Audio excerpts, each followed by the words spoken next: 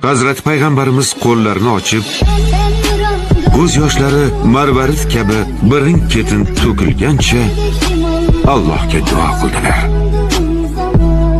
Ummatimni asra, ummatimga achin, ummatimni kechir.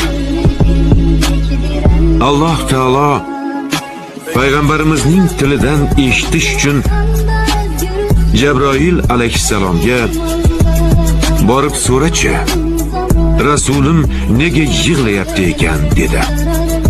Jabroil alayhissalom Rasulullohning huzurlariga kelib so'radi, nega yig'layapsiz deb.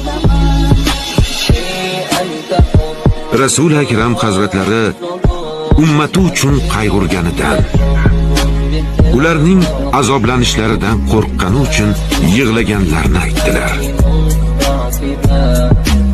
Jabroil alayhissalom eshitgan javobini Alloh taologa yetkazgach, Alloh taolo Jabroilga bor Rasulimga ayt. Alloh ummating borasida seni rozi qiladi. Seni aslo xafa qilmaydi.